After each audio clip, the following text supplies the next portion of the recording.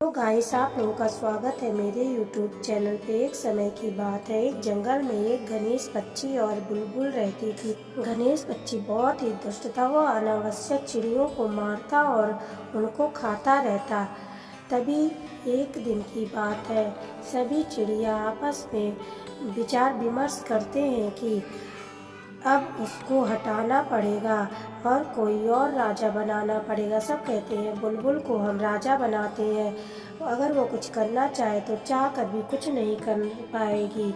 लेकिन उस गणेश पक्षी को कौन जा कर के बताएगा, सब उससे डरते हैं। तब उल्लू कहता है कि मैं जाकर उसको बताऊंगा। सभी मान जाते हैं। अब उल्लू गणेश पक्षी के पास जाता है और उससे बोलता है कि गणेश पक्षी, अब तुम राजा के पद से हट जाओ, हम लोगों ने अपना नया राजा चुन लिया है। गणेश पक्षी हंसने लगता है, हा हा हा, कौन है जो उसको तुमने चुना है, कौन मेरे से मुकाबला करेगा।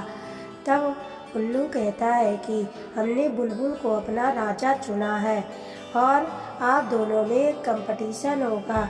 जो डाल की टहनी को सबसे पहले तोड़ देगा वही जीत जाएगा और वही हमारा राजा बनेगा। गणेश पक्षी को अपने बल पे बहुत ही ज़्यादा घमंड होता है। वो कहता है ठीक है, ये तो मेरे बाएं हाथ का खेल है। और फिर वो सब चल देते हैं। लेकिन गणेश पक्षी को ये नहीं पता कि जिस डाल पे बुलबुल बैठने वाली होती है, उस डाल को कटकुड़वे ने पहले से ही खोद करके अंदर से खोखला बना दिया होता है। अब दोनों में कंपटीशन शुरू होता है। दोनों अपने अपने डाल को खोदना शुरू करते हैं। बुलबुल जल्दी ही अपने डाल को खोद करके उससे डाल को तोड़ देती है।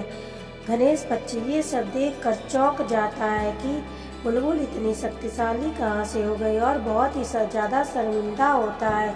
अब उसे उस जंगल को छोड़ करके वहाँ से जाना पड़ता है। गणेश पक्षी जंगल को छोड़ करके चला जाता है।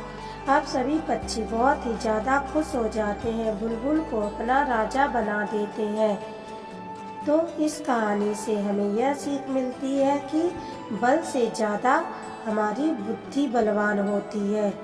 अगर ये कहानी आप लोगों को अच्छी लगी हो तो लाइक, सब्सक्राइब और शेयर कर। धन्यवाद।